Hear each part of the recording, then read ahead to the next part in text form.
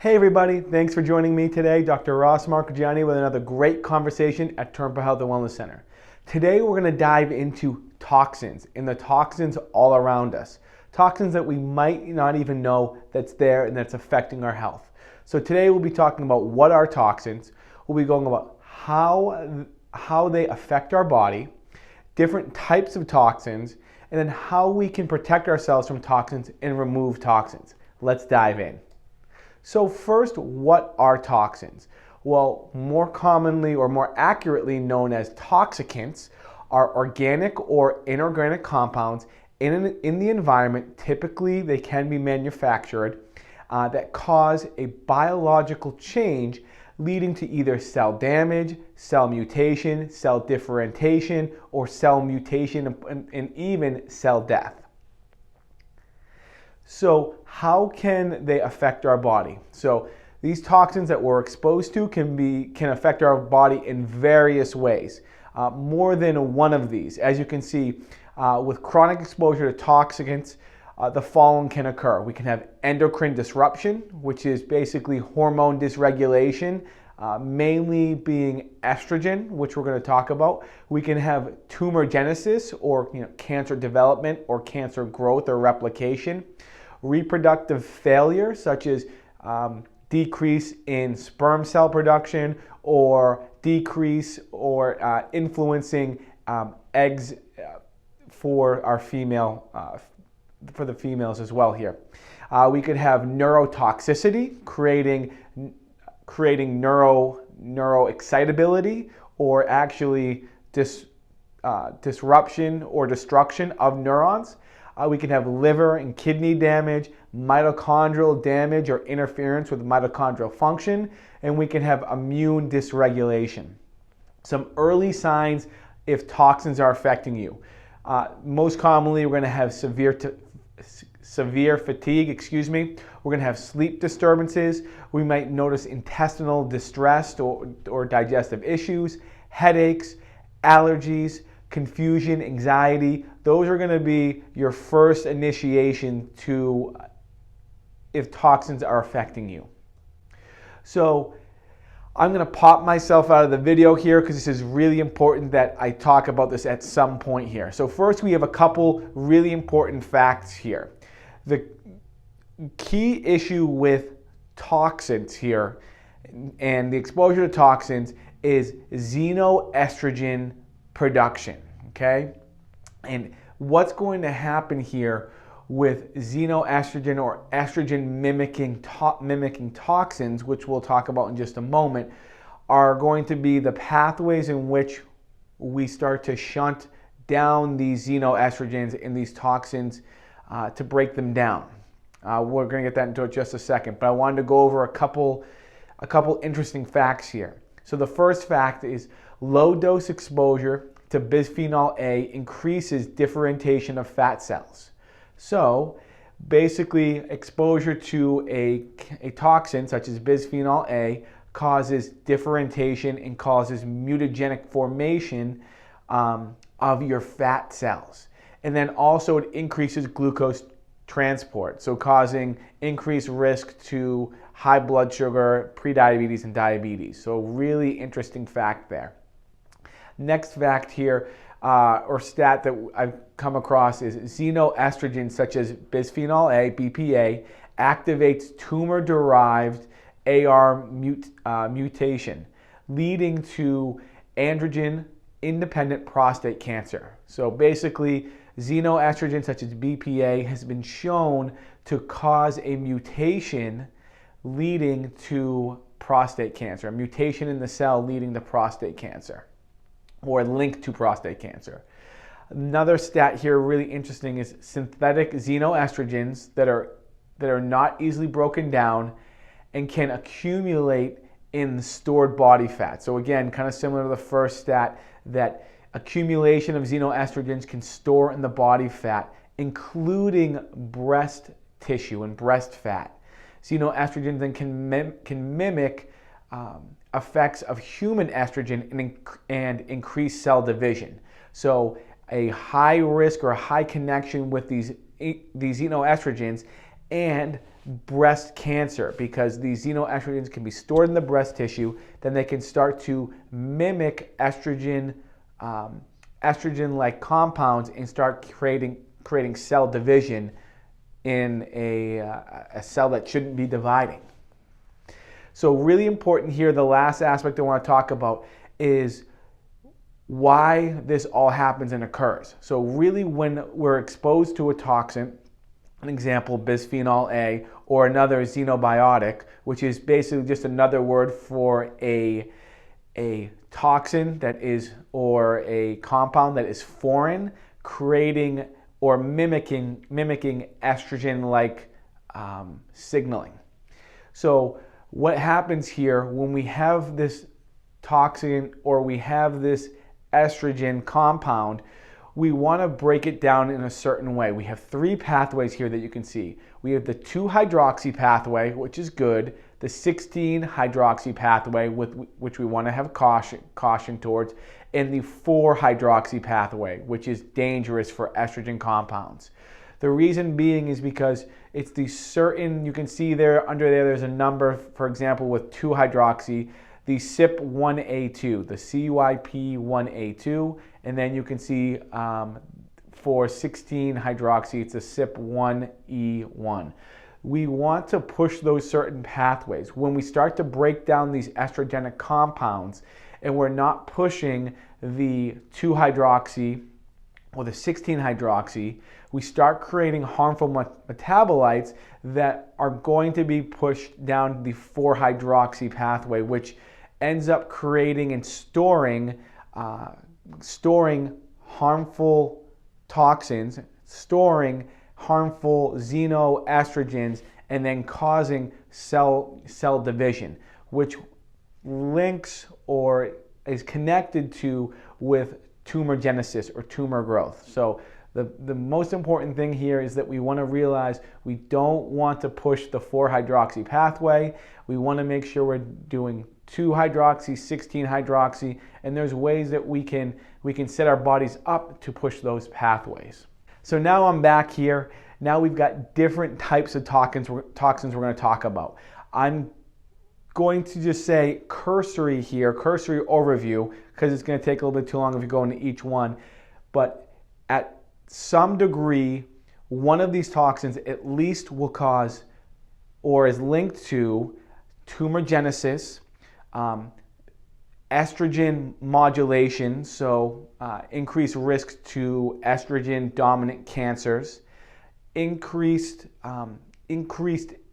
issues with mitochondrial replication or mitochondrial function, so basically causing our mitochondria, which is our energy house, not to work effectively. Reproductive dysfunction, so again, low sperm count or issues with eggs. Neurotoxicity or neuroexcitotoxicity. And also we can have issues with various other toxin exposure, creating further what's thought to be gene replication or gene mutation. So we got to be aware of that. At some degree, we're going to have some type of, if we have long exposure, some type of reproductive issue, some type of exposure to tumorigenesis, typically from an estrogenic activity, decreased sperm production, possible prostate cancer, neuroexcitotoxicity, mitochondrial damage. So things just to be aware of here when talking about these various toxins. So the first toxin we're going to talk about is BPA, bisphenol A. Please be aware there's more than just bisphenol A. There is BPS, there's BPM, there's BPP. So these are all can be environmental toxins and mainly found in plastics. So please, if you're using plastics, try to switch to something that's glass or metal.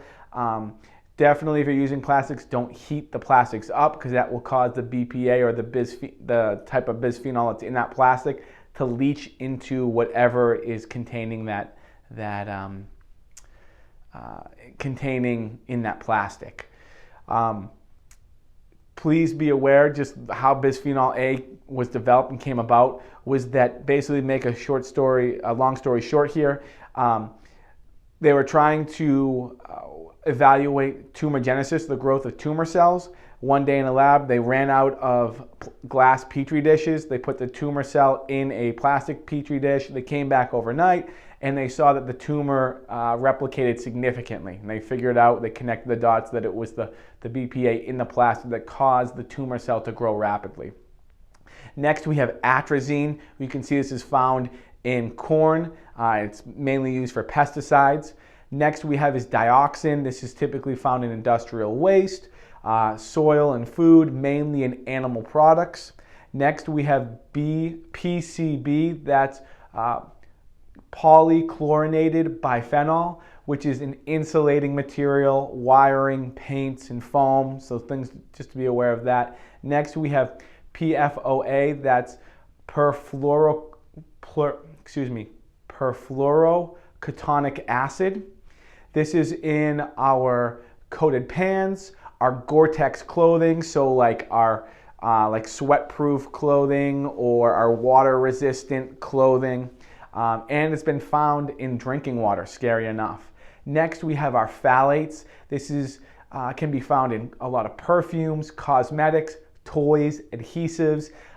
Interesting, they found, kind of scary really, they found phthalates in rubber duckies. So when moms, put their kid in the tub in that nice warm water and they toss in that rubber ducky, the phthalate from the rubber ducky can actually leach into that water and then get onto the baby's skin and be absorbed through the baby's skin. Next, we have DDT. This can be found in water and soil. This was heavily sprayed back in the 1970s for mosquitoes, and then they realized that it was causing severe liver damage and kidney damage, and they removed it. But still, high dense areas of mosquitoes, they will still spray DDT.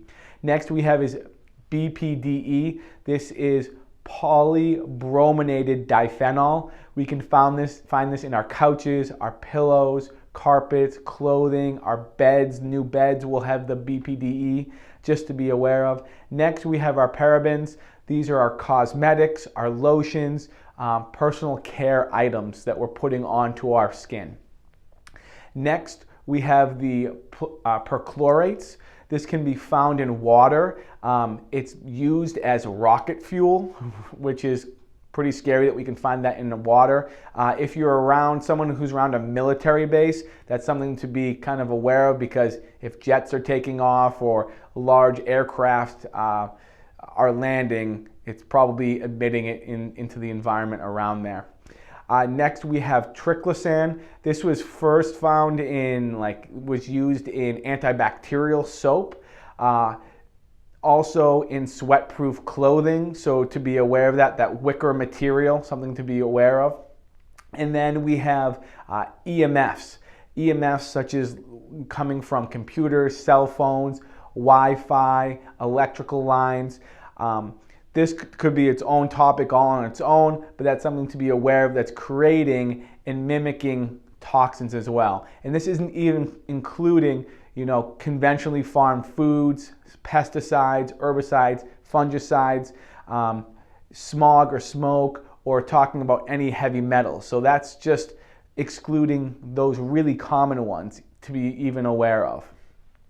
So how do we protect ourselves? So obviously, number one, remove the toxins. Try to eliminate as many toxins as you might be in contact with either among your environment or actually that you're putting onto your skin.